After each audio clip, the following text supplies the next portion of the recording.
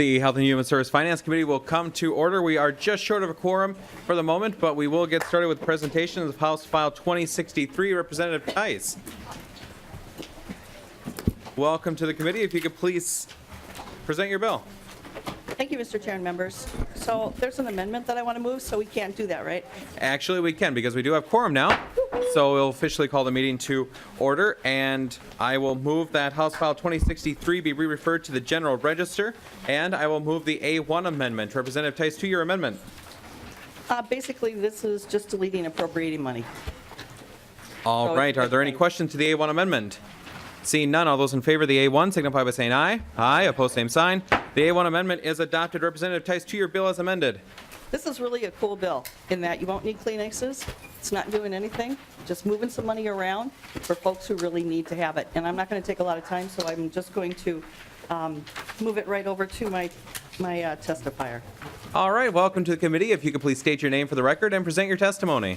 Thank you, Mr. Chair and members. My name is Josh Berg. I'm the Director of Program Services at Accessible Space, Inc. We're a nonprofit that does affordable, accessible housing for individuals with disabilities. We're based here in St. Paul and provide services all over Minnesota and actually the nation. But I'm not here to talk about how awesome ASI is. I'm here to talk about an idea that I had that kind of spawned from when I worked at the Department of Health. Last year, I made the transition from the Home Care and Assisted Living Program Manager in the Health Regulation Division of the Department of Health. And one of the really cool things that I got to do there was to create the Home Care and Assisted Living Advisory Council. And this council is already in statute. It's been meeting for the last couple of years. It meets quarterly. And what it does, or the purpose of it, is to provide advice to the commissioner related to home care and assisted living services and the licensed providers across the state. Among the things that are also in statute is a section with licensed home care providers. When they are issued fines and when they pay those fines, it gets put aside or into a separate account or somewhere, I guess, in the SGSR account. And these fines are to be used for special projects that help improve home care and assisted living services across the state. Over the last couple of years, fines have been accumulating and the fund's been growing, but it just hasn't been used yet. This bill looks to get that information available to the advisory council to allow them to make those recommendations that they see fit, get them the amount of money that's currently in the fund so that they can decide how to use the money the best. As of last check, when I did a data request last fall, it was right in the neighborhood of about $250,000, so probably closer to $300,000 by this point. So basically, this bill just changes one word, a may to a must on line 3.10, and then the section 2 creates the section or the responsibilities for the advisory council to actually get this information and do something with it. So looking to just do something good with the fines that are paid in. All right. Thank you, Mr. Berg, for your testimony. Are there questions for Mr. Berg? Representative Liebling. Thank you, Mr. Chair, and Mr. Berg talked with me about this, and I appreciate his effort, but I'm not really supportive of part of the bill. And I think this is, so it's the may to must that bothers me about the bill. And so what's happening here, members, is that there's money being collected, I guess, from fines, and it goes into a particular fund. And what this bill is doing is saying you've got to spend the money. Now, this reminds me of something that Representative Gruenhagen has mentioned concern about a number of times. To see, I've got your interest. Where he asks about situations where various entities have to spend their budget for the year. That's kind of what this feels like to me. Now, maybe Mr. Berg can kind of explain why it's not that, but it's saying there are fines being collected here, and now you must spend them on this particular purpose. And taking away the discretion, you know, I get that when you collect fines from something, there's sort of a general desire that we have to spend that money in an area that's related. But we're in a situation right now where we're looking at possibly tremendous cuts coming from the federal government into Health and Human Services. And here's a place where we have a little money pooling, And yet, there's a bill that says that's going to now restrict the use of that money and say it must be spent on certain things. And I do think it's a fine idea. The second part of the bill, about giving the advisory council an opportunity or saying that they shall review the balance and then make recommendations, that's all fine. Make recommendations, look at what's in the fund, that's great. Then we can evaluate that. But to say that the commissioner must spend the money, I think is not a very wise thing to do right now. Thank you, Representative Liebling. Response, Mr. Berg. Yeah, thank you, Mr. Chair and Representative Liebling. The intent of this bill was to change the may to a must so that this money is captured and used for what was intended when the language was written back in 2012, 2013. It was originally passed in 2013 session and then went into play in 2014. We're not saying, or I guess the bill itself was not written or intended to say that it has to be spent every year, but that the fines collected as intended were to be used to improve and just improve the services that are being done through 144A. So in talking with Senate counsel and other counsel or other individuals as it was written, it sounds like this was one of those pieces that just needed to be corrected over the years. And one of the things that I learned, while I loved many things of working at the department, and eventually I'll be back someday, likely, was that things move at a different pace. So when we're looking to do, or when the department's looking to do legislative proposals and different ideas, they're starting that process, at least when I was there, so I'll speak on from my perspective. When we were there, we were throwing ideas out in June, July, getting them ready to be sent up to the executive office to then see if they'll get into the overall department's proposals. It just, throughout that process, there's a lot of priorities and competing priorities. So this was one way to make sure that this money gets used. It hasn't been used for 2 years. It's not going to get used this year. So now it's just going to keep on growing. And what I would hate to see happen is for it to get put to some other use. Not that, roads and sewers and different things like that aren't good causes, but this money could be used to help correct a lot of the issues that are being paid for through these fines, and hopefully then increase the quality of care for the vulnerable adults that are being served by these licensed providers. Representative Grunhagen. Oh, thank you, Mr. Chair. Yeah, to the testifier, what amount of money are we talking about? Mr. Berg. Mr. Chair and Representative Grunhagen, when I did a last data request, I'm not at the department anymore, so I did it as a public member. It was last July or August, I think, and it was about $250,000 at that point. Fines have been collected over the previous few months, so I would guess, without knowing exactly, right around $300,000. Representative Grunhagen. Oh, thank you, Mr. Chair. Thanks for that answer. Yeah, and Representative Liebling's correct. I usually don't like the word must or shall, okay? Especially in government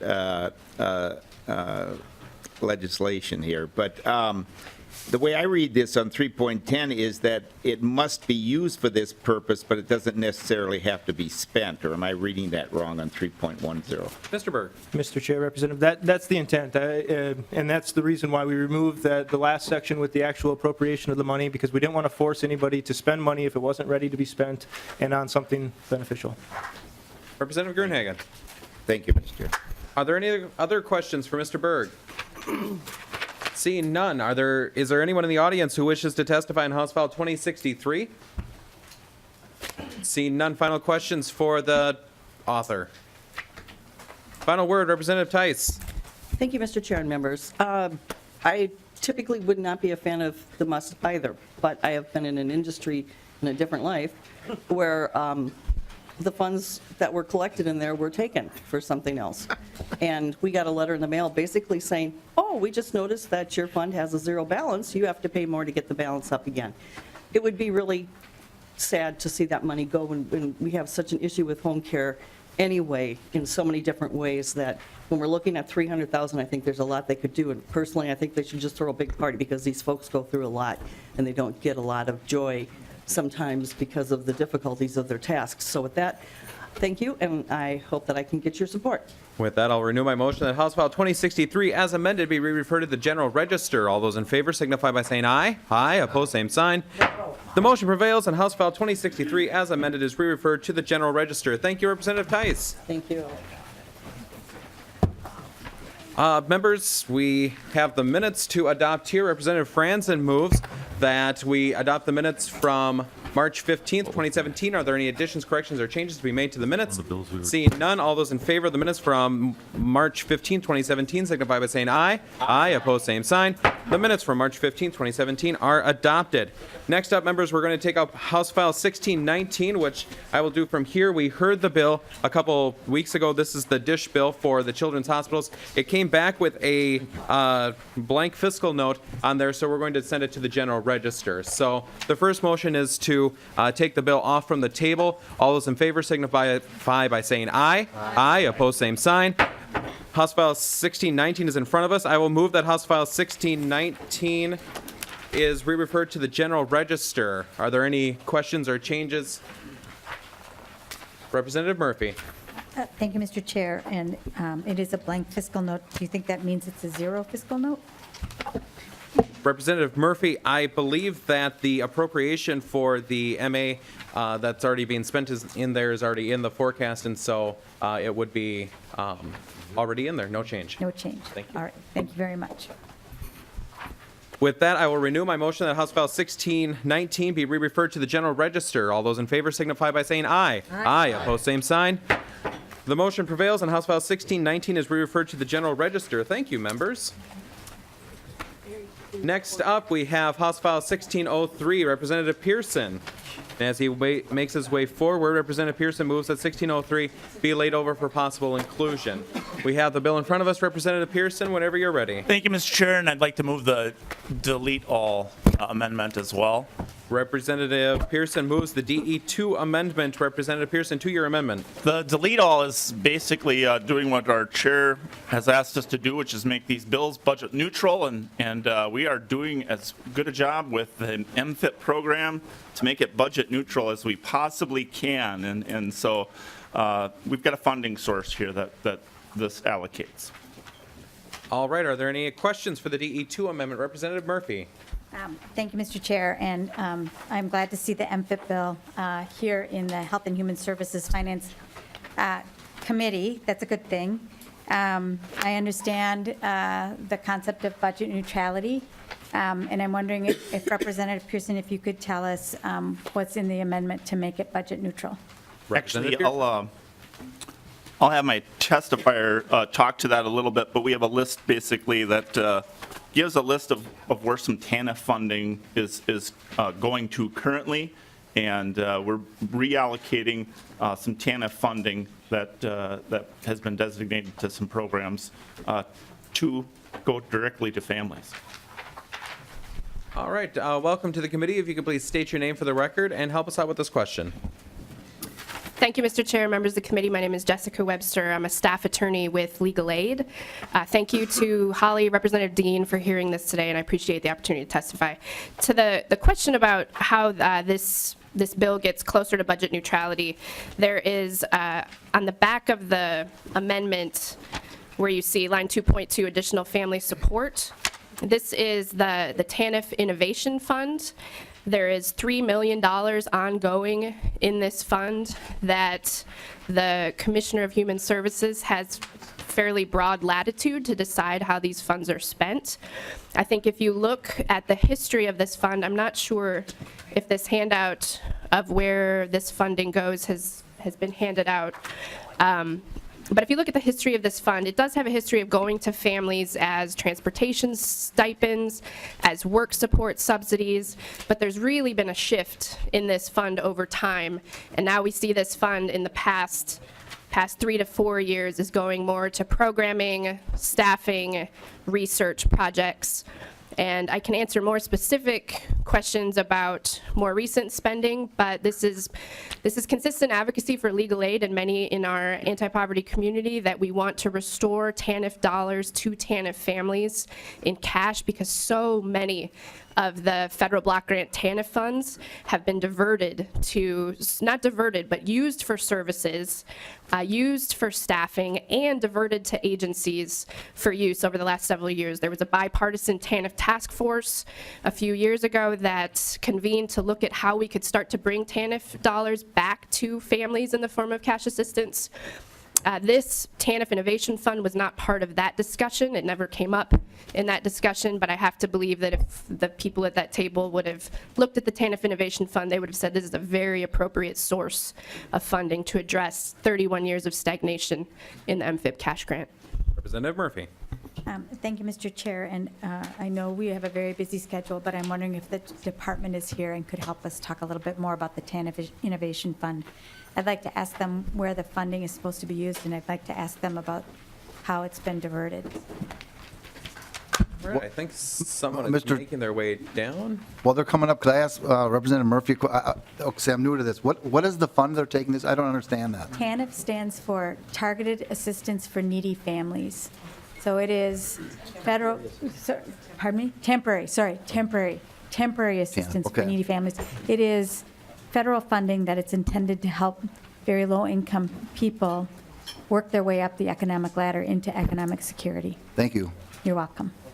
All right, welcome to the committee. If you could please state your name for the record and present your testimony. Thank you. I'm Deborah Schlick. I work for the Minnesota Department of Human Services in the Economic Assistance Division. The question was about the innovation funds. I wasn't. Representative Murphy. Thank you, Mr. Chair and Ms. Schlick. The testimony we just heard was that the TANF innovation funds have, some of those funds may have been diverted to staffing or other purposes other than going to needy families. And so I'm just wondering, one, if you can tell us where those funds have been spent, for which families in Minnesota, and then if the funds are indeed being used for purposes other than assisting families. Thank you, Mr. Mr. Schlick. Chair. Representative. So these funds are not, from the couple of examples the testifier offered, when they were used, for instance, to help supplement transportation costs, but they're rarely direct assistance to families. They are not, however, ever spent on state staff or on research. They're spent on direct services to families, and the intention of the funds is to allow local sites to demonstrate what they think are most promising practices and interventions, and to understand whether those interventions are making a difference. So in the recent past, we've just finished a project where we looked at the poor outcomes we get for African American and American Indian parents who turn to MFIP, and funded local counties to see if they could offer better and more effective services. We have used this to help parents go through the new GED tests and standards that are to be met, gave counties extra funds to help families adjust to the changes in that process so they'd be more likely to pass GED tests. The future plans the department has are to test some local two-generation approaches where we look both at the parent and the child and look at how could a integrated intervention help both improve their life circumstances, and to work with tribes who are attempting to integrate employment services from multiple different funds. And Mr. Chair. Representative Murphy. Thank you, Mr. Chair and Ms. Schlick. Innovation. Innovation is one of the things I think we all seek, especially in this committee. Where can we make headway? Where can that headway help the people being served? In your expertise, and of course you come to the position you're in now with a lot of expertise serving people working their way up and out of poverty. Are we seeing some promising innovations? Are we seeing some fruit for these tax dollars in terms of opportunities to help people work their way up into economic security? Some of the projects we've been funding have helped. The one we just finished on more equitable outcomes from African Americans and American Indians have led some of those counties now to begin to change their practices across the board instead of as a demonstration project. We have been doing youth employment projects as well and are working with DEED. What those projects have helped us understand is how income is treated by young people for their families' benefits can create confusion. So we're working with DEED to make sure that that families understand how their young person's income can come into the household and the family can retain benefits. So we're working on that across the board. So in a number of instances, we do get to make across the board changes because of things local providers have tried out. Representative Murphy. Thank you. Thank you very much for sharing with us a little bit of what's happening. And I know we don't have, we have the amendment before us and we haven't adopted it yet. But I think as I was looking at this ahead of the committee, it is unfortunate that we're in a place of having to choose and take money from a pot that is meant to help people work their way up the economic ladder to fund a program to help people work their way up the economic ladder. It's a terrible choice from my perspective when I think about the state of Minnesota's budget. And I think it's important that we recognize the choice that's before us in this amendment. And I do, understand what's coming our way, right? I asked our staff to take a look at what we've heard in this committee so far in terms of spending proposals, and it's more than $2.2 billion so far. Bills that have come through this committee that we're considering for the budget. And, I think, at least in the circles of gossip, we're going to get a cut target in this committee. So we have many hard choices in front of us, not just this one. But for the people who are at the very end, the very bottom of the economic ladder, we're in this position of having to find within the budget funding to make this budget neutral. So then my last question before we adopt the amendment is for the author.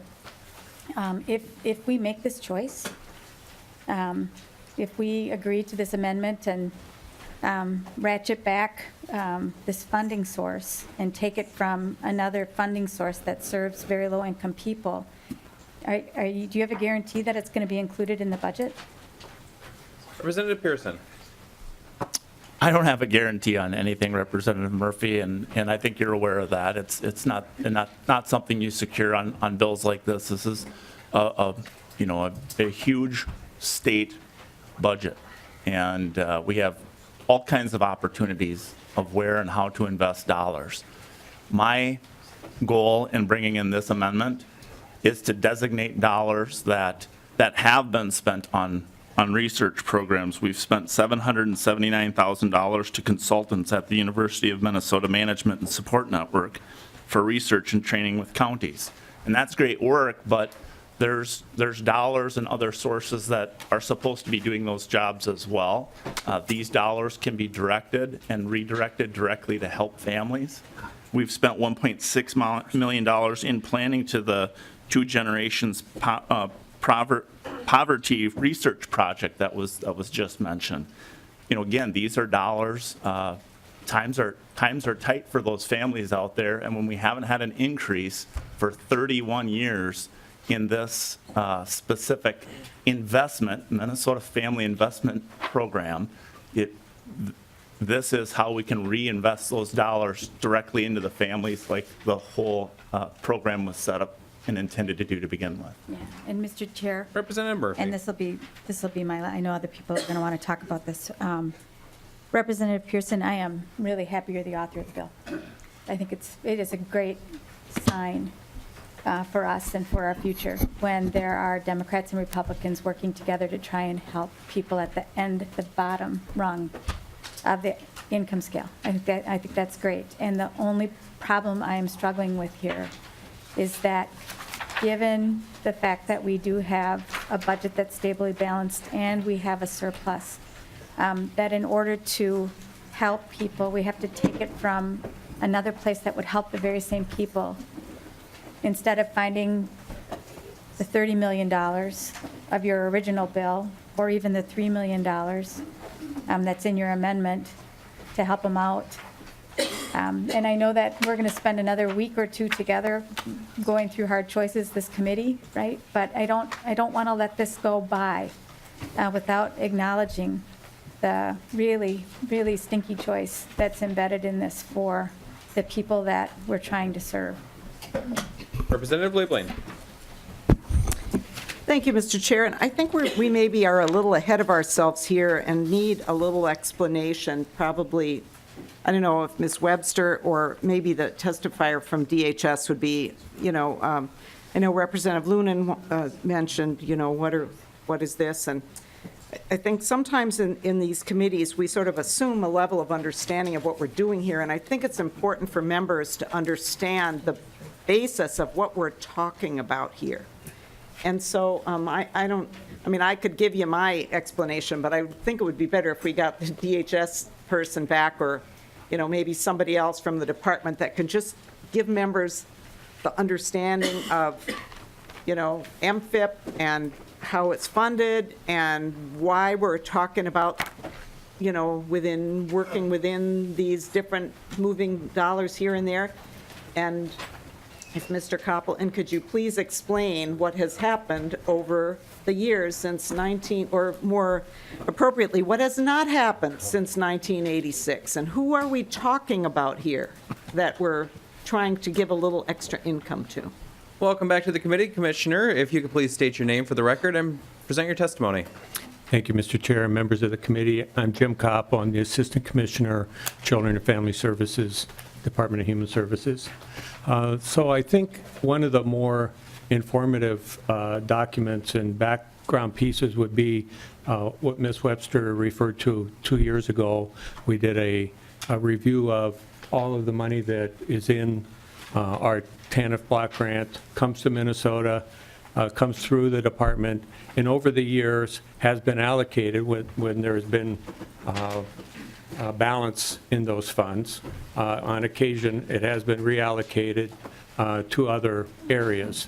One of the largest reallocations is for instance, is to the Department of Revenue to pay toward the working family credit, which helps a lot of low-income families, not necessarily TANF families, but it does help a lot of low-income families and families who are coming off of TANF into low-income jobs. There's money that goes to the Department of Health, pays for some home visiting, also pays for some disparity grants that go out to help eliminate disparities in the community that are also good programs. And in the discussion we had, and I came to the Department of Human Services right toward the end of that task force that was looking at this, the spending. And really what was the bottom line is a lot of good decisions were made about programs that needed funding and needed money, and money was allocated. The problem is, and I think Representative Murphy alluded to this, is we're spending money intended to give grants to people and help them out of poverty, and we're spending it on other programs and areas, including the Innovation Fund, that is also trying to eliminate or alleviate poverty and move people into or toward economic security. And we're using the same funds to do that.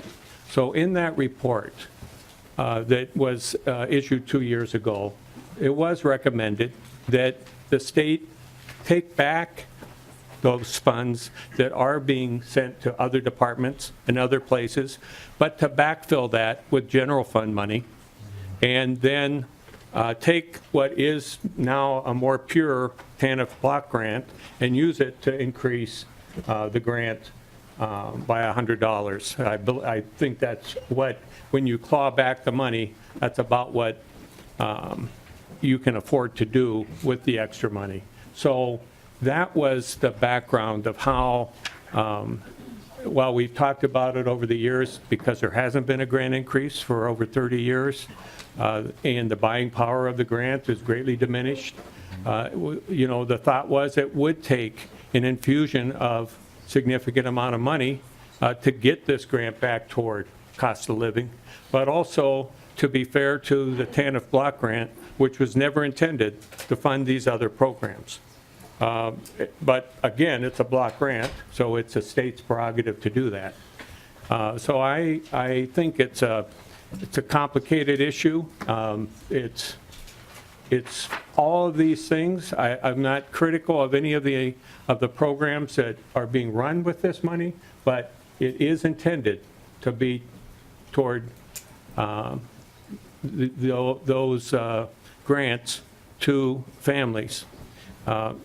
But I want to emphasize, it also was intended to backfill those cuts to those other programs with general fund dollars.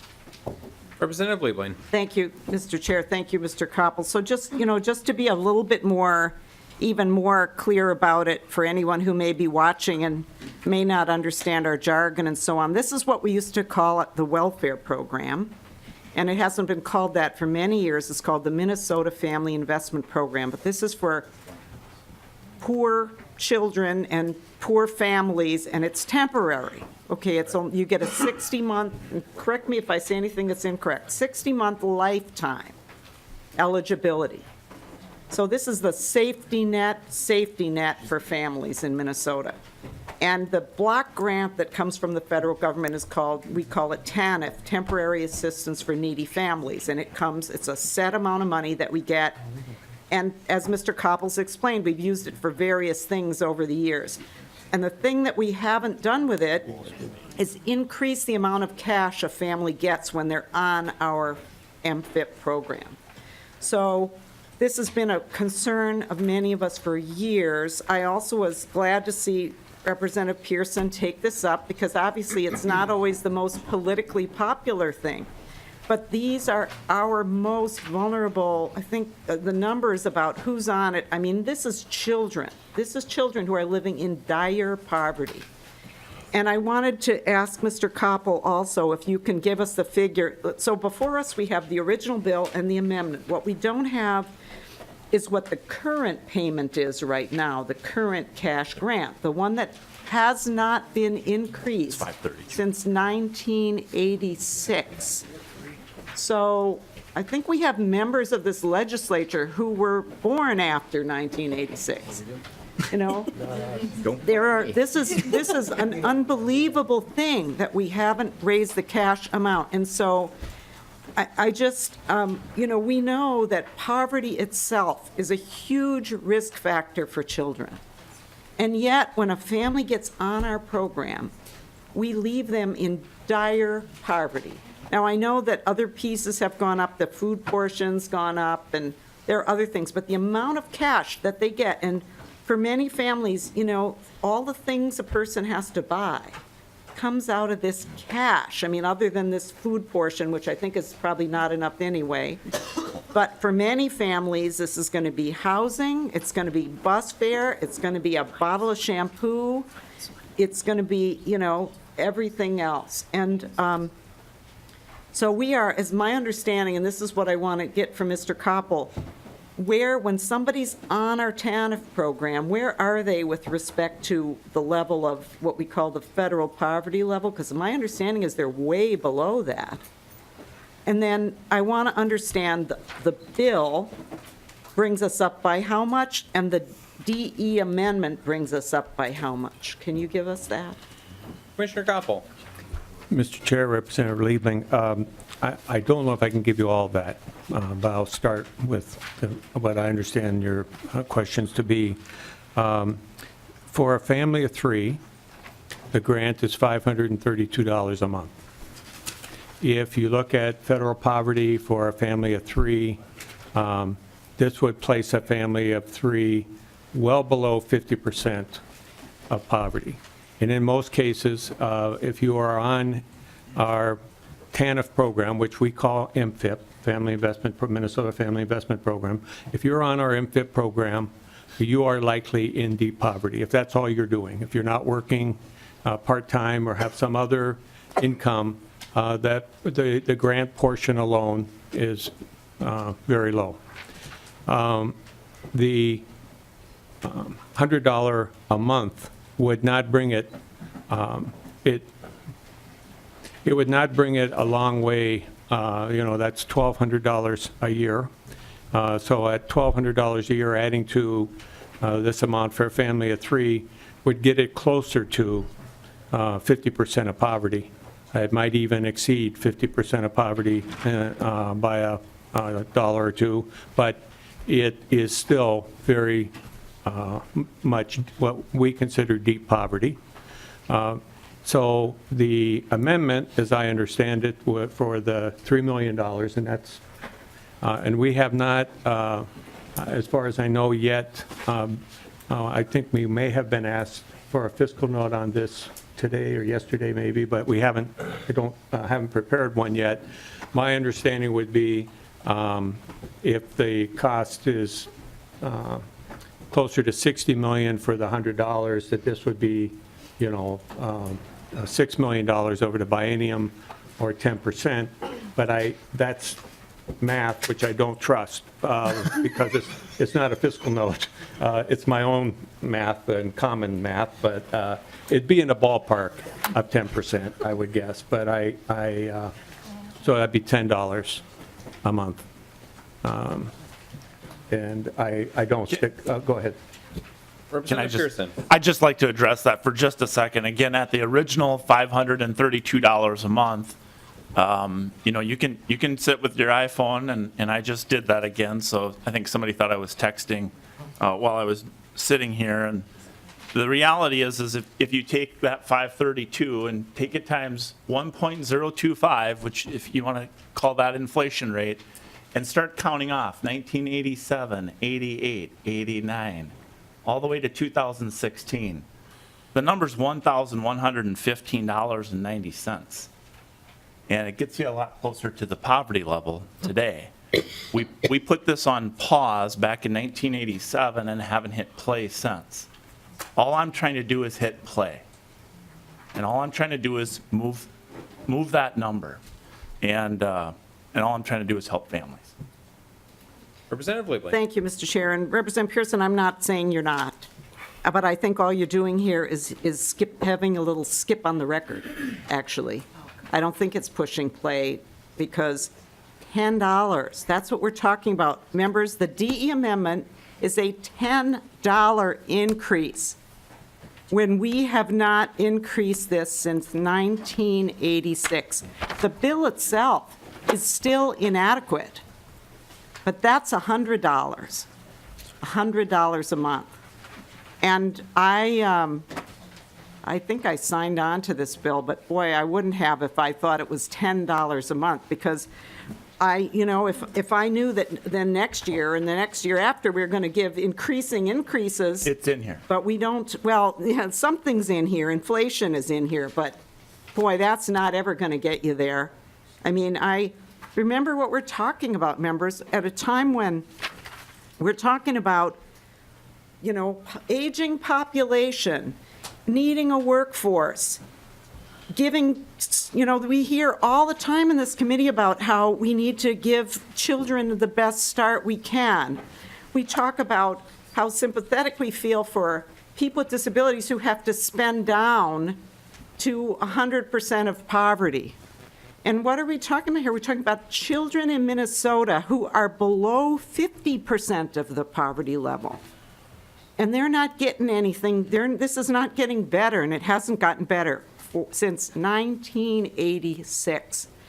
And so, I know Ms. Webster wants to address this again, and that's fine. I'm sure we'll hear more about this, but, I cannot support an amendment that takes us from $100 a month addition to $10 a month for these families. And I'm going to ask for a roll call on the amendment, Mr. Chair, and I'm very interested to hear what the rest of the discussion is going to be. Thank you. Representative Lebling requests a roll call. There will be a roll call. Ms. Webster. That's right. No, not. Nothing at this time. Representative Pinto. Thank you, Mr. Chair. I'm a co-author of the bill, and I really appreciate Representative Pearson bringing it forward. And I appreciate Representative Liebling kind of setting the context here, because inflation has been, prices have more than doubled since 1986. And I think we can all think of various prices. Price of a first-class stamp in 1986, 22 cents. All kinds of other things, prices more than doubled. And this is one of the most shocking things that I found coming to the legislature. I'm ashamed to say that I hadn't known this before coming. The fact that our basic payment to families with children, and every one of the families receiving these payments have kids, and in every single case, the law requires that there be a limit, a lifetime limit. And so we're talking about time-limited support as well. This is really, really basic need. The $10 a month, by my calculations, and please somebody correct me, but it would take 15 years to get us even to the $100. And I was a little bit reluctant even in the first place, and I'm very much appreciating it, but of course even $100 still leaves a family with, as the commissioner said, a very, very low income. $10 a month is just so little as to be just incredibly frustrating that there'd be a wait of 30 years and then we'd have this. And I guess what's really killing me in this is that this is going to be paid for, that there's the demand to be budget neutral, by diverting funds which, as the commissioner said, are also going to support families in this situation. And this seems like a real concern as we consider other budget bills, other proposals, that we're requiring people with huge needs to figure out how to divert money, which is already meeting their needs, and divert that to meet these other needs, and pitting them against one another and themselves. So I'll just leave that with the comment, unless Representative Pearson or the testifier want to respond. But I'm strongly opposed to the amendment, and I would say, Representative Pearson, you brought forward this bill, which is great, and I would say we should continue to fight and continue to push the idea that there should at least be a $100 increase, and then go forward from there. So please keep the fight up, and let's oppose this amendment and make sure that there is a meaningful increase now and going into the future. Response for Representative Pearson. Well, I appreciate the support that I have from Democrats on the other side of the aisle. I would say that this is a way to get the ball rolling and to push play, like I stated earlier. I would also point out that while we were increasing taxes by $2 billion just a few years ago, we didn't bother raising the MFIP payment at that time. I would point out that there are other benefits. There are certainly other programs that are out there. This MFIP payment is for basic needs, and we need to get the ball rolling again. I'm just trying to make that happen, and if people want to vote against an amendment that actually makes that happen, well, they want to vote against a $10 increase, they should vote against this delete all. Mr. Chair, Representative Pinto. thank you, Mr. Chair. So the way I'm viewing it is I'm voting against a $90 decrease, because I signed on a bill with a $100 increase. Mr. Chair. And well, I'll let you respond, and then Well, my response would be, the current law is the current law. This is a $10 increase in current law, not a $90 decrease in current law. And Mr. Chair, the bill that I signed on to was a $100 increase. That is a meaningful increase. It's not nearly enough. I think we'd agree on that, but it's a meaningful increase. The amendment is to take a step back from that. I understand the point about current law, and I'd say neither you nor I were present when in the prior term that you're referring to regarding taxes. It does occur to me that we have a situation with a $1.6 billion surplus. Targets are going to be coming out for this committee and for others, and they're going to provide an indication of the priorities of the folks who are in charge. And so at that point, we're going to find out how much are we prioritizing, what sort of choices are we making. We've got a $1.6 billion surplus. That was not necessarily the case in the past that you're referring to. And I think it's really, really important that we prioritize children and families, and especially the most needy kids and families, as we're doing that. Thank you, Mr. Chair. Thank you, Representative Pinto. Representative Considine. Mr. Chair, I'd like to let Representative Loeffler go before me, if that's all right. Representative Loeffler. Well, thank you, Mr. Chair, and I think we're having an interesting debate and trying to figure out how do you best help really low-income families with kids. And I think there's been bipartisan interest over the time that hasn't always done the heavy lift that's needed. I think we need to remember that who gets on these programs, it's people who are caught in an economic crisis. They may be juggling 2 jobs as waitresses in 2 different restaurants, or a retail job and a restaurant job, and their hours get caught at one, or the restaurant goes out of business, and all of a sudden there isn't enough income coming in to pay the rent, and there isn't an ability to get a new job by the first of the month.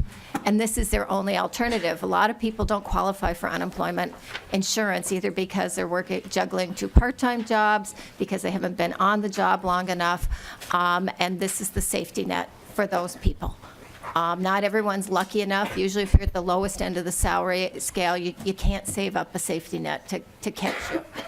And for someone to, what we're debating now is for a parent and 1 child, $447 versus $537, which doesn't, begin to get just the basic cost of living. And so they continue to be in crisis and rely on other services, including going into homeless shelters. And those homeless shelters are not inexpensive to our property taxpayers. They cost up to $2,000 or more a month. And the worst thing is that the kids pay the real price. There's good research that shows that the kids fall behind at least 6 months in learning when their lives are that disrupted. They don't know where they're going to be that night. They've had to give up most of their their possessions. Maybe they got to bring 1 toy with them or 2 in a backpack. And it's a pretty disruptive thing, and we know that's very harmful to kids. And so we did step up 2 years ago with a housing assistance grant to help people try and at least maintain their housing while they're going through this crisis. So I think that we have in various programs in different ways tried to step up in different ways, and I think it should be on the record that we did do that because we did really want to stabilize those families when we could, and it wasn't enough to do that. But I do think that in every other bill that we have heard before this committee, we have heard big asks. We've seen fiscal notes with hundreds of millions of dollars, and we haven't carved those back in fiscal reality. We've instead laid them over for full consideration, knowing that the chances of them getting that full financing are limited. And it's interesting that this bill is being handled differently in terms of not saying our aspirations go into the mix and then the budget target and choices will be made, but this one doesn't get to present even the original ask. And that's disappointing because in no other bill that I can recall did we substantially change the impact through an amendment before it was even laid over. And to me, that's really disappointing because in every other bill, we spoke to the hopes and dreams of the people to be served and said we're going to consider that seriously in the final decision. And this one's being treated differently, and I don't know why. But I think we need to think seriously about that. Representative Considine. Thank you, Mr. Chair.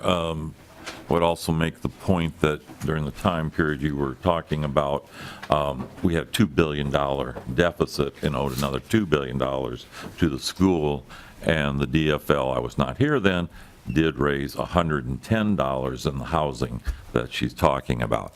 But I actually have a question.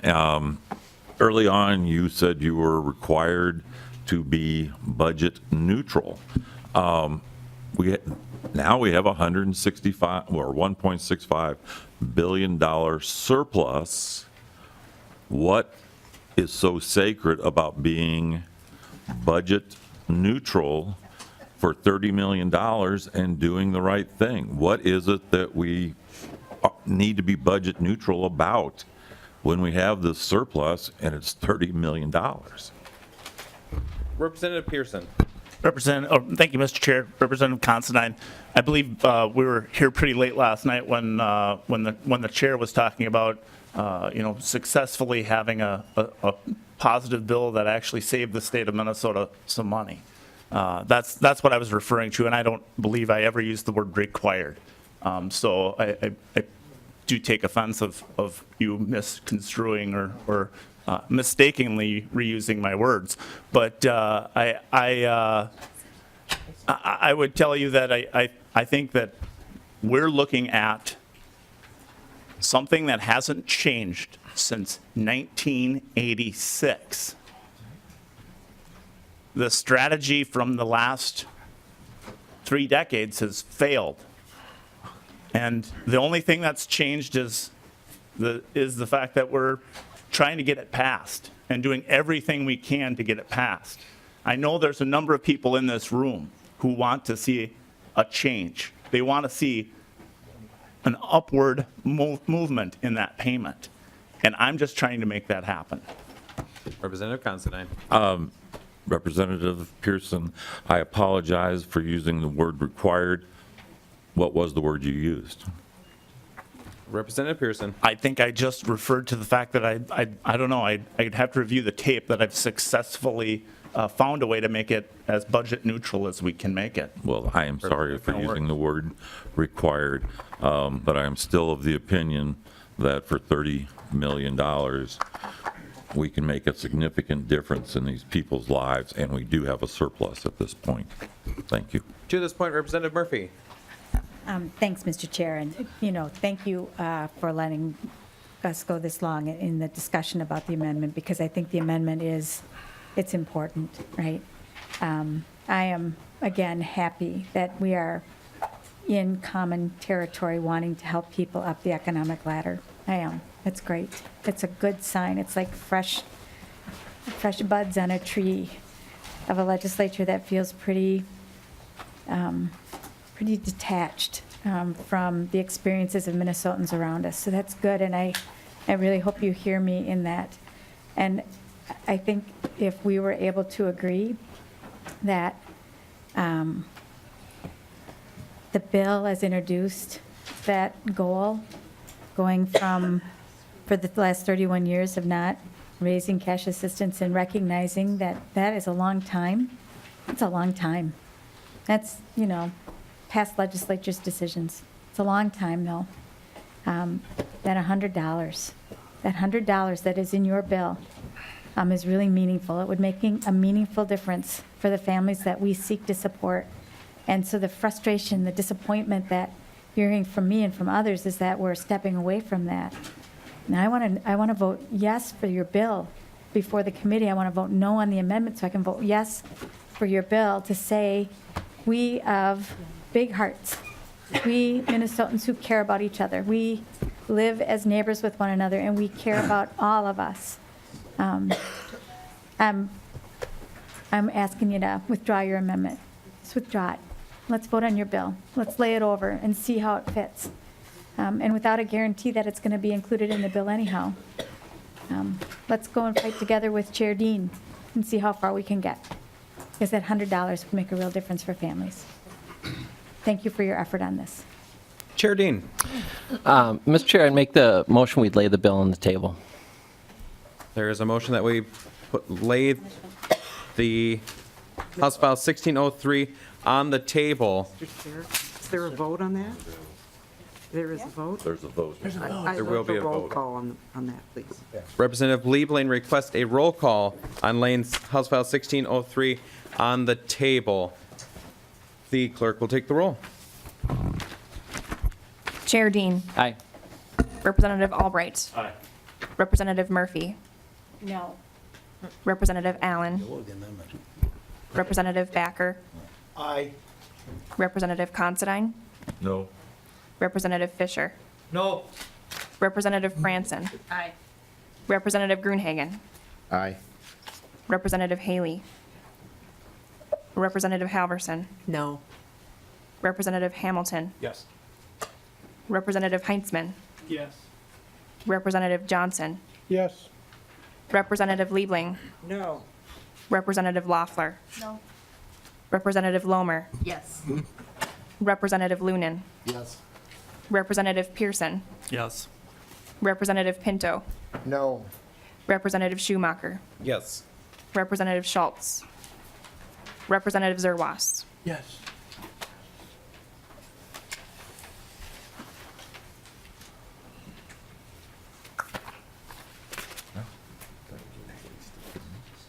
All right, there being 13 ayes and 7 noes, House File 1603 is laid on the table. Mr. Chair. Representative Murphy. Thank you, Mr. Chair.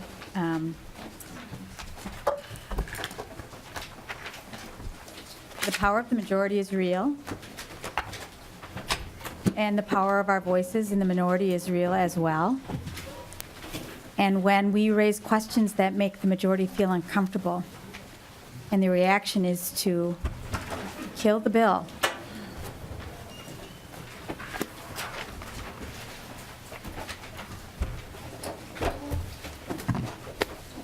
for the people who are at the low end of the income scale, because we're pushing. We're asking a hard question. To lay it on the table as a punishment for asking hard questions, it's just not right. Chair Dean. Mr. Chair and members, obviously we've had a good, long discussion on this. We come to a point where there's not going to be an agreement on moving forward. I would suggest that we would continue to do so. Bill is still in the committee, and we can pick it up and move it along, hopefully with a little more cooperative spirit. But we do have many bills to get through, and we want to proceed with that now. Next on the agenda is House File 1412. Representative Pearson moves House File 1412 to be laid over for possible inclusion. Representative Pearson, we have the bill in front of us. To your bill. Thank you, Mr. Chair, and thank you, members of the committee. House File 1412 is dealing with funding for supporting adoptive families, foster families, and kinship families. And for just a moment, I guess I'd like to take a pause and just ask you to experience something with me, if you will. Imagine for a moment that you never knew your mom. Everything you ever learned from her, everything she ever told you, taught you, is gone. Imagine that you never met your father, and everything you ever knew, he ever told you, is gone. For a lot of kids in this state, that is a reality. For a lot of kids in this state, they've experienced that trauma on a real level. And House File 1412 is addressing that trauma and helping families and helping the children to go through that experience and move forward in a positive manner. And so I've got some testifiers that would like to speak to the bill. All right, and Representative Pearson, you have the A1 amendment? I do. I'd like to move the A1 amendment. Representative Pearson moves the A1 amendment to the amendment. Just getting the bill in the order. All right, are there any questions to the A1 amendment? Seeing none, all those in favor signify by saying aye. Aye. Opposed, same sign. The A1 amendment is adopted. Representative Pearson, to your bill as amended. I just let my testifiers take over. All right, welcome to Very the good. committee. If you could please state your name for the record and present your testimony. Thank you, Mr. Chair. Thank you, Representative Pearson. I'm Mary Boo. I'm Executive Director of the North American Council on Adoptable Children here in St. Paul, and we advocate that children have families and that adoptive, foster, and kinship families have the support they need. Children in foster care and adoption, as Representative Pearson said, have all experienced trauma, and they end up with what are often invisible disabilities as a result of that trauma. And they've been abused, neglected, often exposed to drugs or alcohol, and at a minimum have lost their first families. And we know this trauma has a lifelong impact on the children and the families who care for them. Right now, we are grateful that the state provides some support to adoptive families, but it's not enough, especially in greater Minnesota. We know that foster family support varies by county and by agency, and over time, supports have ebbed and flowed. We're here seeking a statewide program to support adoptive, foster, and kinship families with services such as experienced adoptive parent support in every region, respite care, navigators who can help families access the care they need, adoption and foster care, mental health competent services, training, and support with school issues. So we hope you will consider this bill, and I'll let my other testifier tell her story.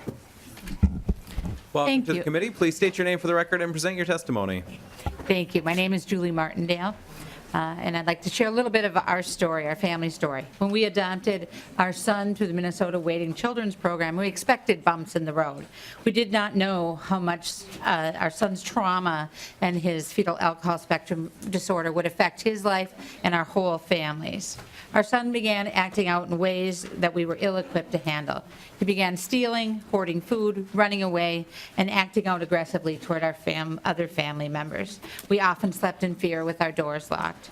We might not have made it without the adoption support services that were in place at the time.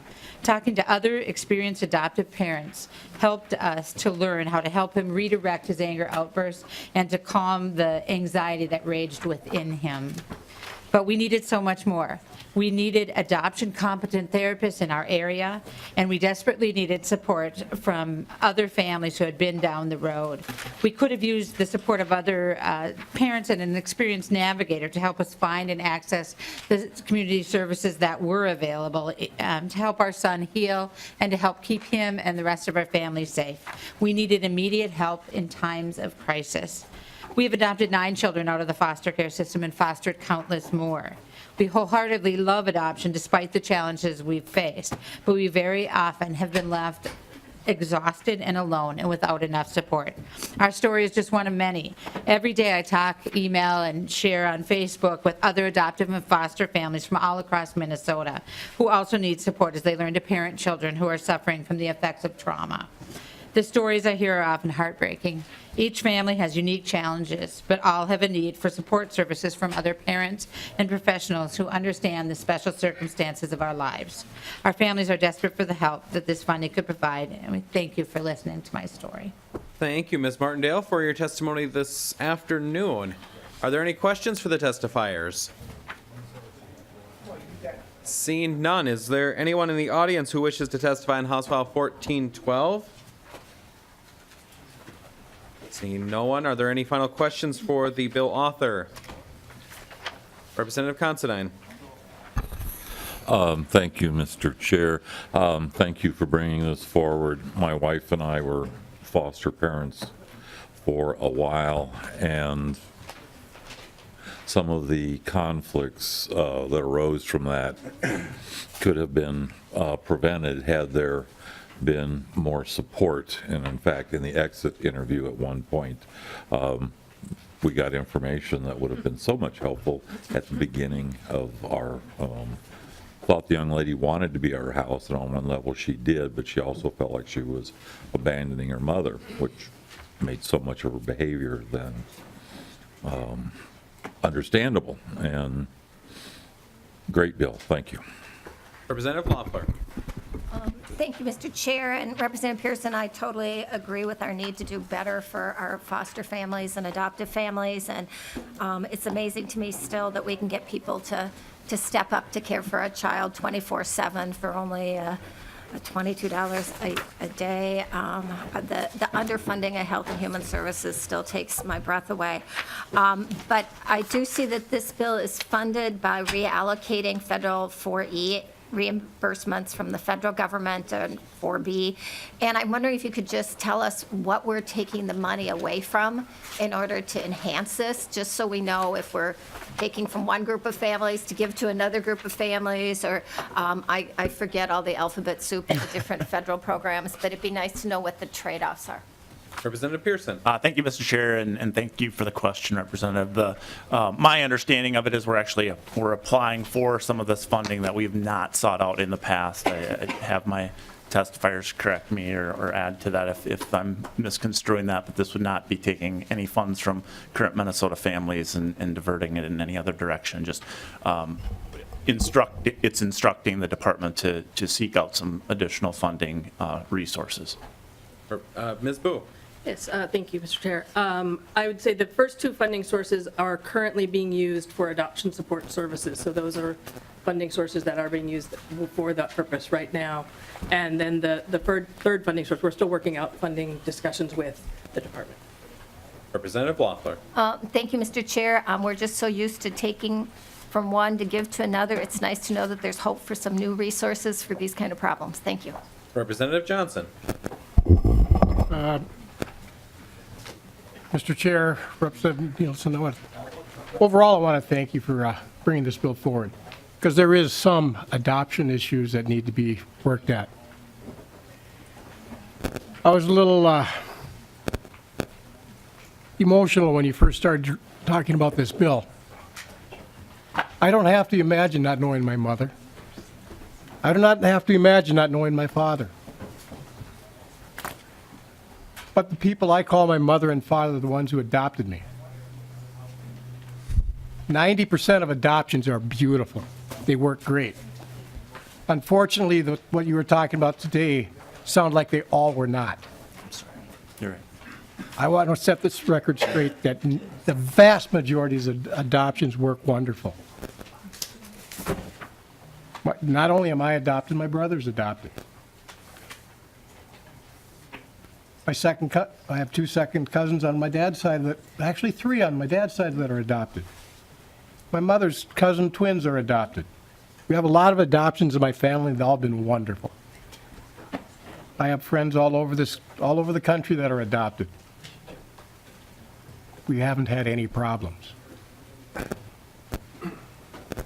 But there is a few that cause some problems. As a police officer or a deputy sheriff, I dealt with some of those issues with talking to these adopted kids that were having problems. But I was able to work through them because I understood what was going on with them. And I still have a great relationship, and they're not kids anymore. And they are helping other kids. So when you talk about adoption, you got to remember the majority of them are good, and not just talk about the bad ones. Representative Halverson. Thank you, Mr. Chair, and I always like hearing people's experience with adoption, so thanks for sharing your story, Representative Johnson. Stories like that help me as a mom of a child who's adopted to make sure that I am understanding his experience. And so I have sought out certainly support as an adoptive mom to help understand that experience, even though, as you said, every day is kind of better than the next that I get to be this kid's mom. And I'm going to make an assumption, and our mom up front can tell me if I'm wrong, but even the hard days when you get to love a child are pretty wonderful. And so I think what I heard is that all kids deserve love. And sometimes I actually have a friend who often talks about how he was a hard kid to love growing up. He had some disabilities and was in some trouble. And he turned out to be a pretty good man. But providing these kind of support services really, I think, provide the ability for all children to get the love that they need and deserve, and for the families who are providing that to also get the support they deserve. Because every adoption story is just a little different, and we need each other. And I'll tell you, the resources you all brought into my office, I shared with a family in my district who so thank you, because she got in touch right away. So you are sharing some really important work. And I just want to share that I think that all of us need each other in the adoption community. So thanks. Any other questions or comments on House File 1412? Seeing none, final word, Representative Pearson. I thank you for the support, and I renew my motion to have House File 1412 laid over for possible inclusion, as amended. And House File 1412 is laid over as amended. Thank you.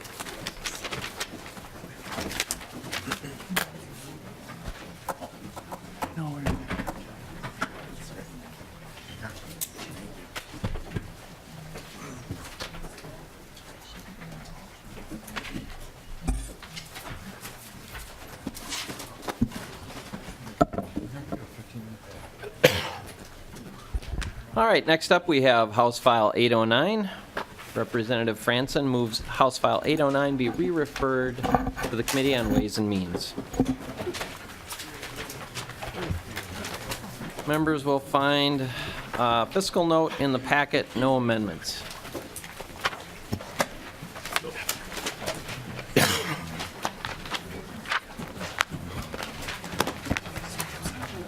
Representative Franzen to House File 809. Thank you, Mr. Chair and members. The purpose of House File 809 is very simple. It would stop the use of tax dollars from paying for abortion. It would do this by having Minnesota follow the same policy as the federal government, which has prohibited taxpayer funding of abortions for decades, with the exception of abortions done to save the life of a woman and in cases of rape or incest. Only one program would be affected by this legislation, and that is the state's Medicaid program.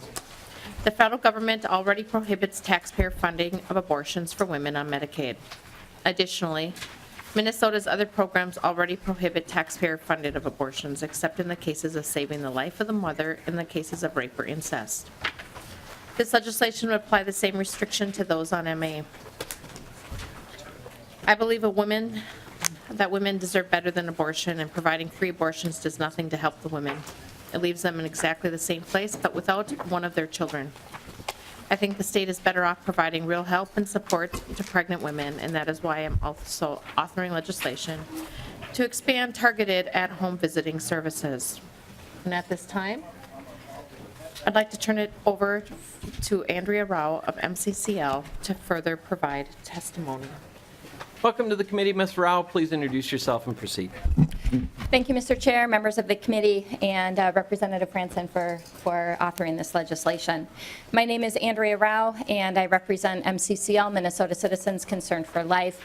MCCL is Minnesota's oldest and largest pro-life organization.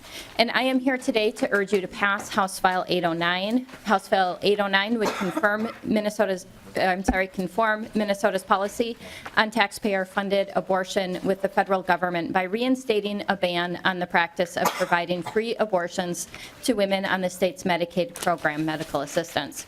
In 1978, Minnesota passed a law that prohibited taxpayer-funded abortions, except in cases where the pregnancy is the result of rape or incest or to save the life of the mother, just as the federal government's Hyde Amendment.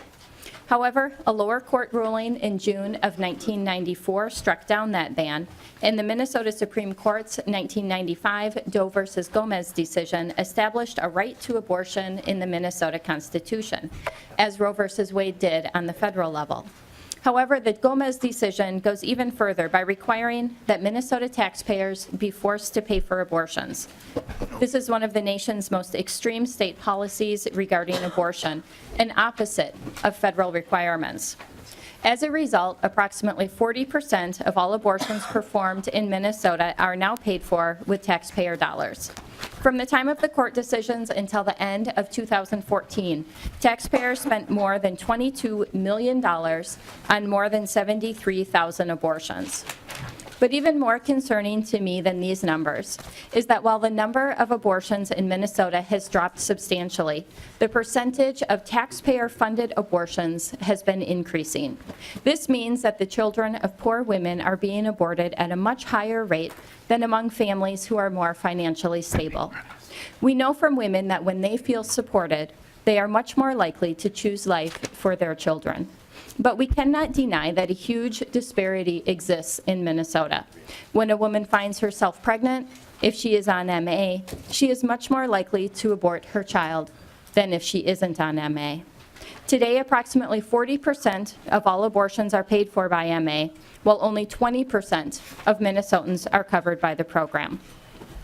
After researching and talking with insurance insiders, it is our understanding that many, if not most, insurance plans sold on the individual market in Minnesota do not cover abortion services, except with the same exceptions covered under this bill, namely to save the life of the mother and in cases where the pregnancy is due to rape or incest. Thus, this legislation is not seeking to and does not discriminate against poor women, as is frequently cited by opponents of the bill. Rather, the bill puts women of less financial means on the same footing as others. It removes a perceived incentive to abort their children. The reality is that our current system of using taxpayer funds to abort the children of poor women leads to the false notion that having an abortion will somehow make their lives better. Our state would be well served by removing the false assertion that the lives of poor women are better because they have free abortion coverage. The issue being examined by the committee today is not whether abortion should be legal or illegal, as this bill does not seek to outlaw the procedure. It does, however, return the issue of whether or not the taxpayers of this state should be forced to fund a practice which the majority oppose to the policymakers of this state, where the decision is rightly decided. Polling has consistently shown that most people do not support taxpayer-funded abortion. For example, a 2015 poll found 68% of Americans oppose taxpayer funding of abortion. This includes 69% of women. Unless we wish to force Minnesota citizens to continue to fund an act which they do not support and which doesn't further the public good, and to do so at a rate of more than 10 times every day, weekends included, we should all be supporting this common sense legislation that protects and respects our fellow citizens. On behalf of MCCL and our grassroots supporters across this great state, I urge you to support House File 809, and I thank you for your time today. Thank you, Ms. Rao. Are there other testifiers? Anyone from the audience wish to testify on behalf of this bill? Oh, Representative Dean, I can either testify now or I'll hold it until I know we have another amendment coming up that I would also like to testify for, whichever. There are no amendments, Dr. Creedon. Sorry, on House File 812. Okay, no, this is just to this bill. If you'd like to provide testimony, come on down. That's okay, thank you. Welcome to the committee, Dr. Creedon. Please introduce yourself for the record and proceed. Thank you, Representative Dean. My name is Douglas Creedon. I'm an OBGYN physician and the chair of the Minnesota section of the American Congress of Obstetricians and Gynecologists. And I'm here to express my opposition to House File 809. I think it is important to reiterate, as I stated last week in my testimony when this file came up in another committee, that my purpose for testifying today is not that I, nor do I believe anyone else, wishes to see more abortions, but that legislation such as this limits access to care and targets low-income women and ultimately makes women less safe. From a legislative standpoint, I'm sure you are all aware that an 8-member U.S. Supreme Court has already determined that a 2013 Texas law that limited access to care was unconstitutional. Part of the basis for the Supreme Court ruling was that such laws place an undue burden on women seeking legal and safe reproductive health care. The ruling further stipulated that scientific evidence must be considered when evaluating the constitutionality of any abortion restrictions. In House File 809, however, there is no mention of health or safety benefits of the proposed legislation, and there's no evidence that in enacting this legislation would have any positive impact on women's health. In fact, there is evidence that enacting this legislation would make women of Minnesota less safe. As a result of the Texas law, before it was declared unconstitutional, there was a 27% increase in second trimester abortions due to delayed access in care. And women who report barriers to access for reproductive services are more likely to attempt self-induced abortions. I listened very intently to the personal stories shared during last week's testimony, and it was clear that each woman made an individual personal choice of how to proceed with a very difficult and troubling situation. And I respect the choice that each of those women made, and I would never deny anyone that choice. But neither should we deny women the choice that is right for them based on their individual and personal circumstances. Every woman, including low-income women, which House File 809 would disproportionately affect, should have access to the full range of reproductive health care services. Finally, I would like to propose a way that perhaps we could all move forward. Individuals or couples who are desiring a pregnancy are not those who seek abortions. It is women with unplanned and unintended pregnancies who consider this option. And the best way to avoid this dilemma in the first place is through contraception that is reliable, accessible, and affordable. Representative Kogel tried to raise this issue last week when she asked about support for long-acting reversible contraception. These so-called LARCs include the contraceptive injection, contraceptive implant, and intrauterine devices, or IUDs. And I wish to clarify and state for the record that IUDs are not abortifacients. So if anyone here this afternoon is truly concerned about preventing abortions and making women safe, I would encourage you to advocate instead for ready access to highly effective contraception such as LARCs, and not for legislation that limits access to safe and legal health care services, particularly for low-income women. In my mind, this issue is akin to a dam that is broken, and bills such as this are like putting sandbags downstream to try to direct the flow. Instead, we should be working at the source to repair or rebuild the dam and prevent unintended pregnancies. Thank you for your time and the opportunity to voice my concerns. Thank you, Dr. Creedon. Next up, we have Representative Pugh. Welcome to the committee. Please introduce yourself and proceed. Thank you, Mr. Chairman and members. State Representative Cindy Pugh, House District 33B.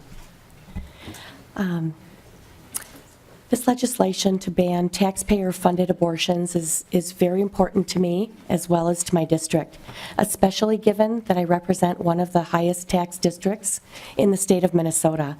This legislation has been criticized in the past as a waste of time. I've heard that. And it's likely to be said that the legislature shouldn't pass this bill because it's unconstitutional. But members, I believe it's our job as legislators. It isn't to decide which legislation is constitutional and which isn't. That's the job of the courts. As legislators, our primary responsibility is to represent our individual districts and the constituents we serve. The issue of abortion, and much more specifically, whether our tax dollars should pay for others' abortions, is a concern I hear about from my constituency on an ongoing basis. As a result, it's clear to me that a majority of my constituents, even including some who are pro-choice, do not want their tax dollars used for this purpose. I ask for your support on this legislation today because I sincerely believe it's the right thing to do. And because I believe most Minnesotans believe it's the right thing to do as well. So thanks, Mr. Chairman. Appreciate the opportunity to say a few words about this bill. Thank you. Thank you for being here, Representative Pugh. There other folks who'd like to testify? Welcome to the committee. Please introduce yourself for the record and proceed with your testimony. Hello, my name is Laura Deshane. I'm a citizen in Minnesota.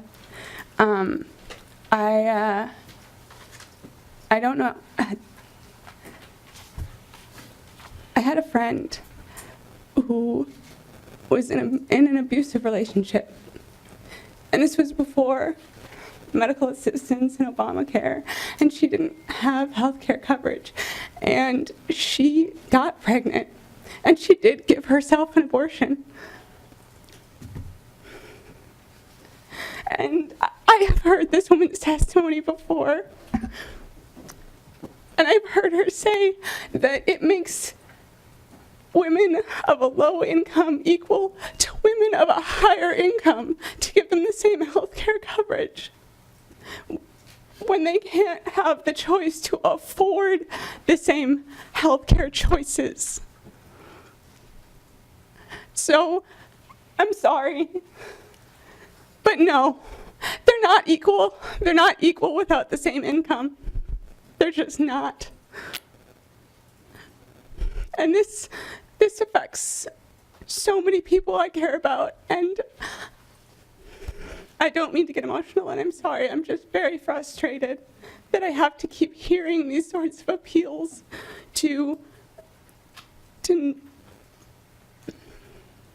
something that lacks empathy for people who are of a lower income. We didn't just choose it. we're not just bad people. We're just trying our best. So I really hope you consider this bill carefully, and I really hope that you oppose it the way I do. Thank you. Thank you for your testimony, Ms. Duchesne.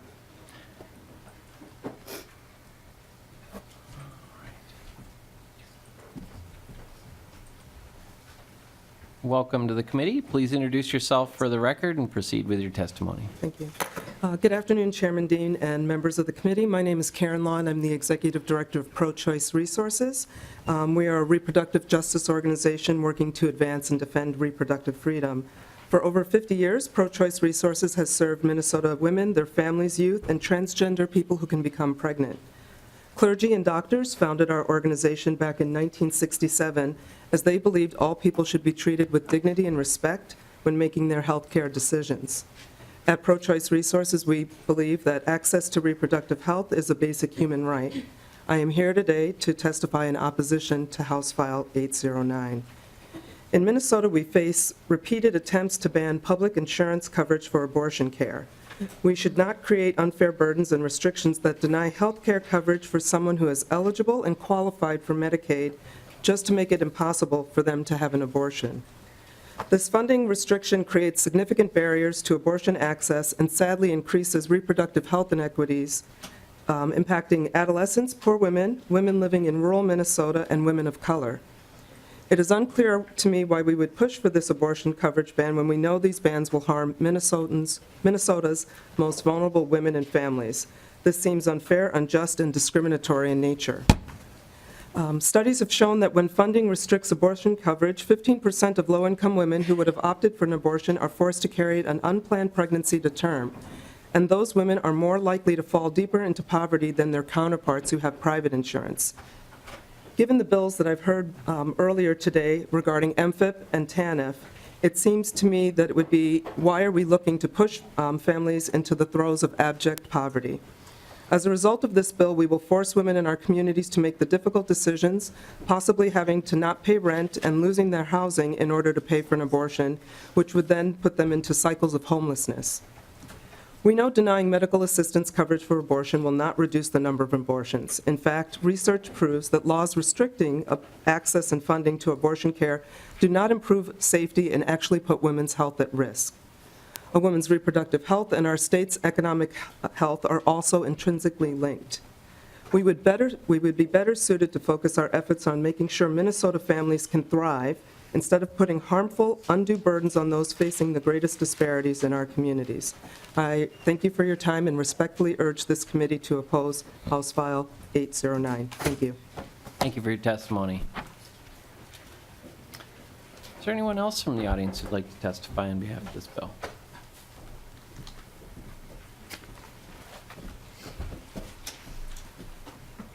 Welcome to the committee. Please introduce yourself for the record and proceed. Thank you, Mr. Chair, members of the committee. My name is Andrea Ledger. I am the Executive Director of NARAL Pro-Choice Minnesota. I have very simple testimony today. In 1995, the Minnesota Supreme Court ruled in Doe versus Gomez that, quote, the difficult decision whether to obtain a therapeutic abortion will not be made by the government, but will be left to the woman and her doctor.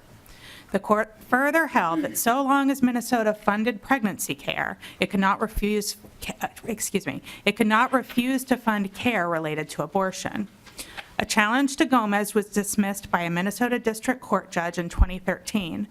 In her decision, she stated that, quote, we trust doctors to provide accurate information about why they're providing medical treatment to women. This constitutional level decision was affirmed by the Minnesota Supreme Court and can only be undone by the court reversing itself or through a constitutional amendment.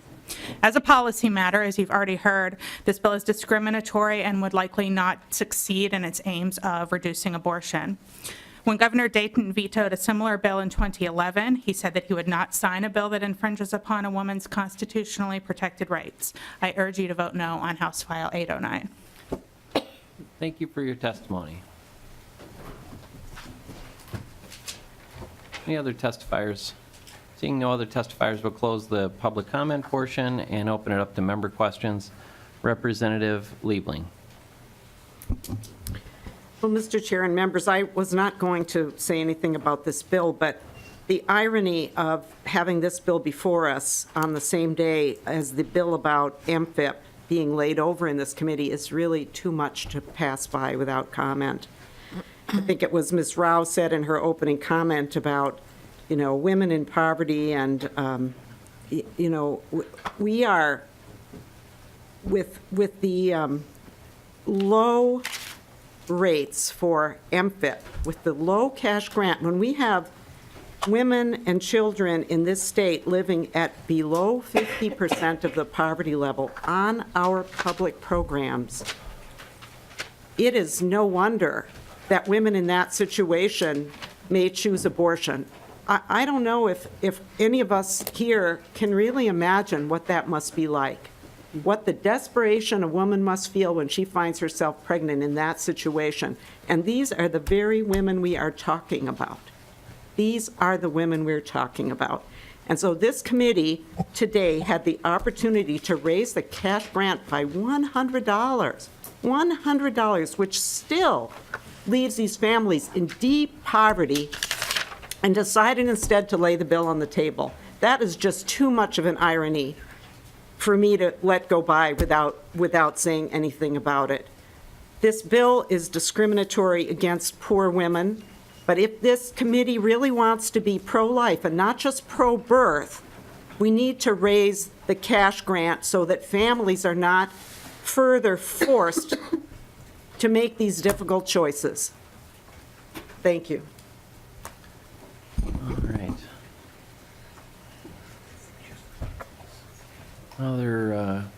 Representative Halverson. Thank you, Mr. Chair, and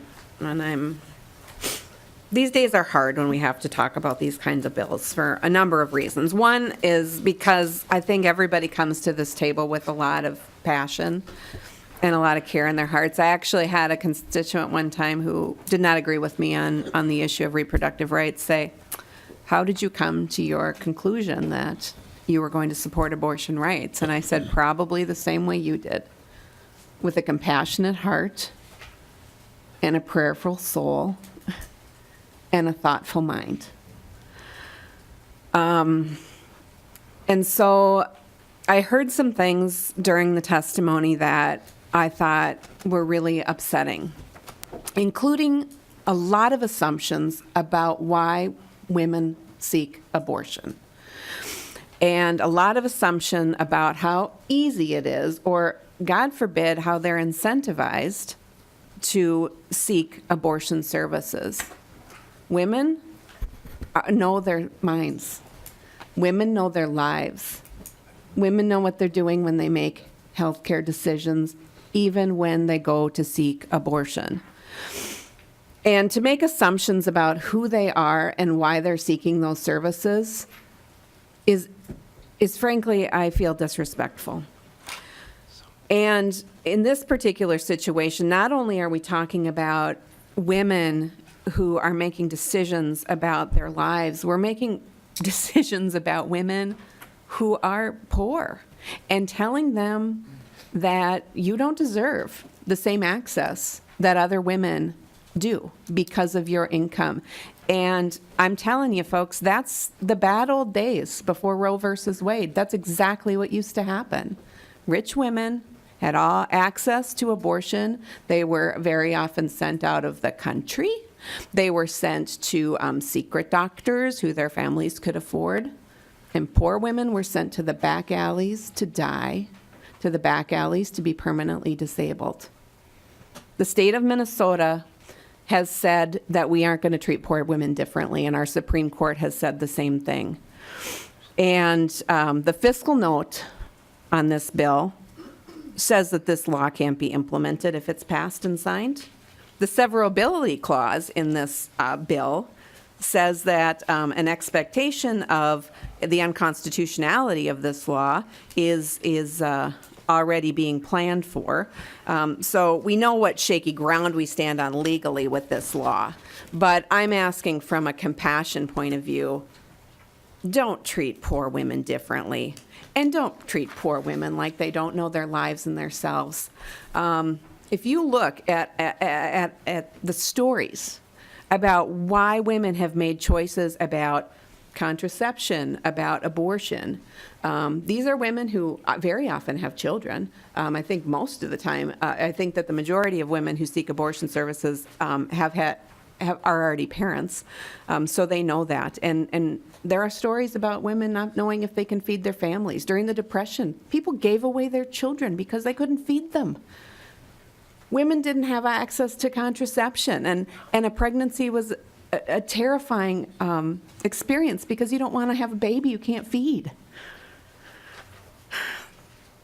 We need to be compassionate and not go back to where we came from. And we get to have this conversation later again today, I think. But I guess my one question for perhaps Ms. Rao with regard to this, if you don't believe that there should be taxpayer-funded services that go to abortion in Minnesota and that you disagree with the Supreme Court, are you willing to support taxpayer funding for contraception so that we can use the number one scientifically proven way to prevent abortion in Minnesota? Or are we going to go down that road as well as we are with the federal government? Ms. Rao. Mr. Chair and Representative Halverson, I am here representing an organization. Our organization does not have a position on the issue of contraceptives. Well, Mr. Chair, we do know that the federal government has said no federal taxpayer funding for abortion. And we continue to see attacks on women's access to the entire spectrum of reproductive services at the federal level. And so it's very clear that this doesn't go far enough for some advocates, and they want to make sure that women can have access to even preventing pregnancy. And so not surprising, I'm not supporting this bill, but I really want us to think compassionately about the poor women that we represent in Minnesota. Other questions? Representative Fisher. Thank you, Mr. Chair. I just want to make a couple of comments that, based on what Ms. Duchesne had offered, and I want to thank her for coming forward to her testimony, is so often with communities, poor communities, the way things operate there is not the same way that they happen in middle-class America. And what I mean by that is I've seen instances where youth who've been homeless have been homeless because there's been incest in the home. And when they come in, they've left the family because of that, but they are so embarrassed and so traumatized by what's happened, it takes weeks and months before they're able to share that with anybody, much less with law enforcement or even with the medical provider. The bill that we have in front of us says that this has to be reported if there's rape, it's got to be reported within 48 hours. So often in the communities, and sometimes with our society, while it's starting to change in our society, so much of society still looks at it's the woman's fault that this happened. And the trauma that's inflicted, it's hard for many women to be able to come forward and deal with that within a 48-hour basis. I know that with some of the women who've been homeless and have that situation happen where it happened within the home, eventually there's a point in time where they are faced with a situation where they can hardly live with themselves anymore with what's happening, and eventually they do go seek an abortion. But these have been instances they've also not revealed it outside to anybody else because they're so embarrassed by what's happened. And some of them, the family dynamics have eventually changed and they've been able to be reunited with the family. But the hard truth of it is it looks real nice on paper, what we put on paper, but in the real world that we have in our society that we deal with on a daily basis, it doesn't work that way. And I think Ms. Duchesne did a great job of highlighting it, and we need to keep that in mind, and that's why I'm against this bill. Representative Lomer. Thank you, Mr. Chair. Thank you, Representative Franzen, for carrying this bill again. I really appreciate what you're doing.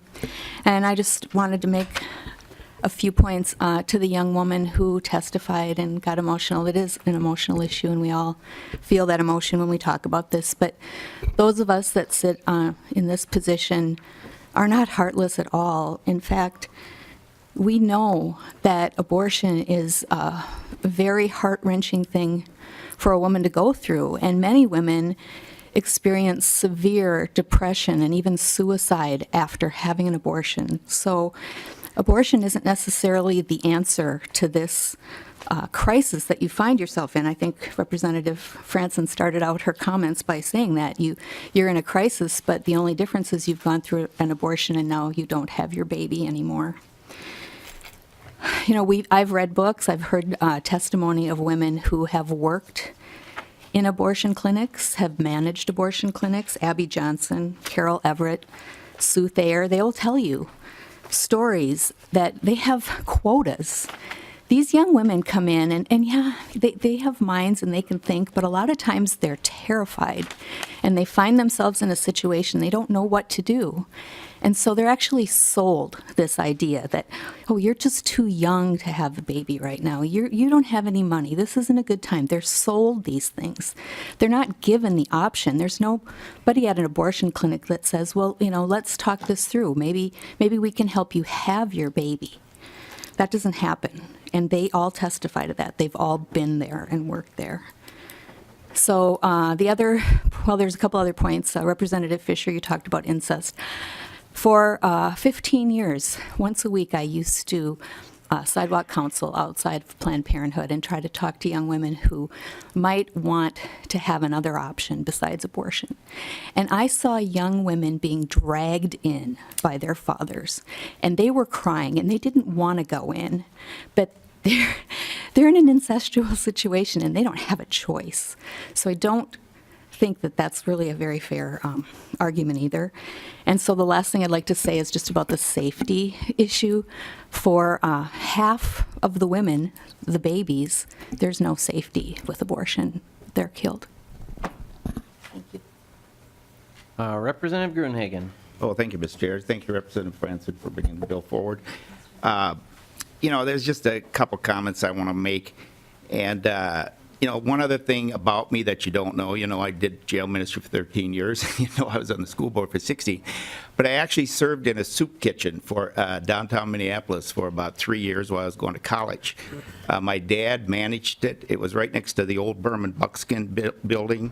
And we were about a half a block away. And once a week, I'd go down there and help serve meals to homeless people, because my dad would give me $20 so I could eat during the week while I was going to college. So anyway, I'm not insulated from this in any way. And also, you know, well, let me just get to these points. Number one, just on the MFIP thing, I want to see the amount of money increased also. Okay, in fact, I have an MFIP bill myself that raises it substantially. It didn't get brought forward. One that I authored, and I've also signed on to another one. But I think it is necessary to put the MFIP benefit in proper context. And, you know, a mom with two small children, there is Section 8 and 5 housing subsidy available. There's also child care subsidy available. There's also utility help, and there's the alternative minimum tax. I know one situation that I'm aware of through my insurance industry where a mom with two small children under the alternative minimum tax received a $10,000 to $12,000 refund at the end of the year. So it's not just MFIP alone. There are quite a few other programs. I know you have to qualify. I know you have to go through the paperwork, but they are out there. And whether they're all properly funded or not, I don't have that information right in front of me. But just let's move on to abortion. One of the things I think the money that's being used for subsidizing abortion should be moved to organizations that provide alternatives. So when a young lady or woman finds herself pregnant, low income, and afraid or being coerced, I think maybe by her father or by her boyfriend, who really needs a kick in the pants as far as I'm concerned, that she has an alternative. And that money could be used to advertise that and help that young lady move through that process in a positive way rather than aborting her unborn child. The other thing to keep in mind, the rest of the world and medical science has moved on. We now know what we didn't know in 1973, that life begins at conception. That is simply a repeatable medical fact. Most of the rest of the world, especially Europe and even Russia, has limited access to abortion based on medical science. Yet we in America refuse to deal and live in the uneducated and darkened past based on the current medical science. So let's move the money to organizations that will help women and work through having the child, and even there's lots of couples who want to adopt. And the other thing is, you say, well, there's discrimination going on. Well, when I look at the statistics, especially of poor women, I see that the black population as a percentage of our American population is 12%, yet 28% of black women are receiving abortion. So it is a disproportional amount of minority women and poor women that are being aborted, having their child aborted. And let's provide a positive alternative rather than get them into a situation where their boyfriend, their father, or even organizations that are going to profit off the abortion tell them there's only one decision for them. So I support this bill, Mr. Chair and members. Thank you. Representative Haley. I know you need to move forward, Chair, but I just need to say that I support this bill. My children are adopted. And every morning when I look at them, I thank God that they were conceived outside of this country. And when I put them to bed at night, I thank God for the courage that their birth mothers had. They were not given away. There was a decision made to give them a better life. Representative Pinto. Thank you, Mr. Chair, and I too will be quick, recognizing the time. I building on what Representative Liebling said, and I guess in response to a number of the comments, I would be able to credit the concern for low-income women and kids more if the dispute we had earlier in this hearing were over how much to increase that payment more than $100 rather than how much less to have it be. Representative Lomer talked about the challenge somebody goes through in experiencing an abortion, and I know there may be just some disagreement about that, but I think we can all agree that living on $532 a month for a family of three, even with the other programs, Representative Brunhagen, is really, really, really difficult and extremely challenging day after day after day.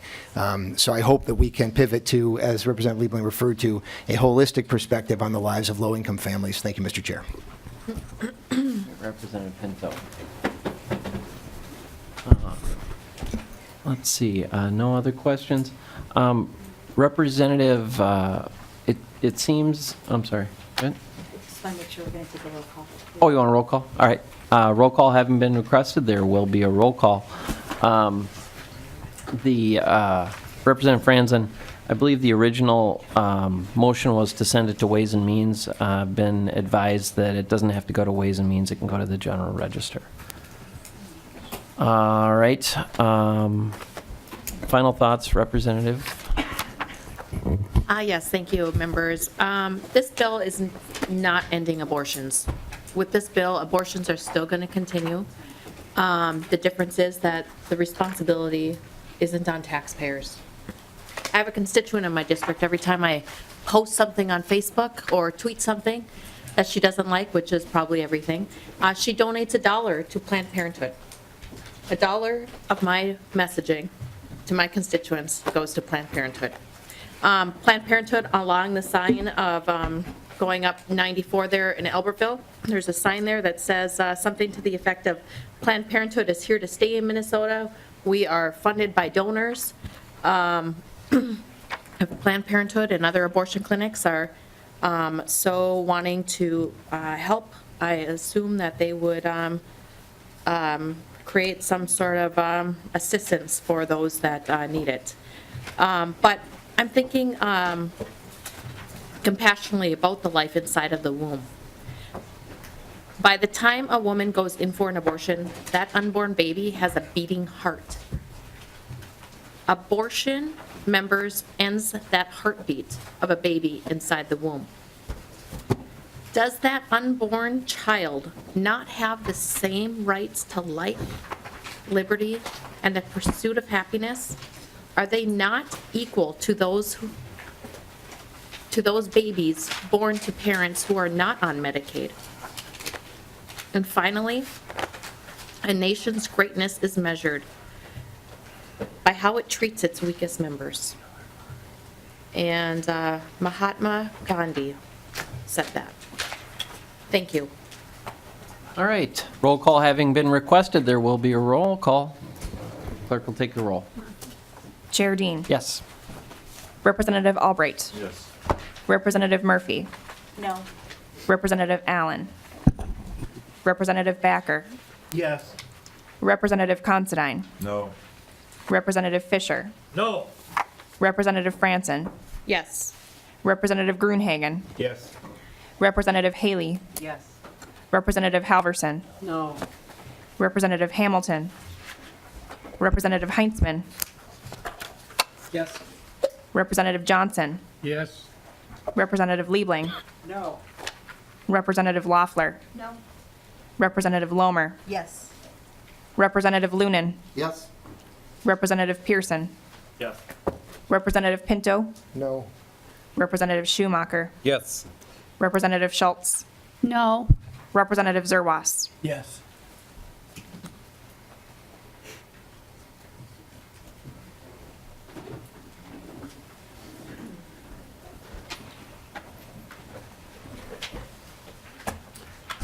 There being 13 ayes and 8 nays, the motion prevails, and House File 809 is re-referred to the General Register. All right, members, we are going to take a recess, and I think we're on the floor at 3:30. We'll be back here probably about, say, 20 minutes after the floor. And we will proceed with the rest of the bills. And we are going to be in the basement hearing room, so 20 minutes after we're gavelled out, if we can meet downstairs in the basement. We've got a number of bills to get through yet this evening. Thank you, members. We are in recess.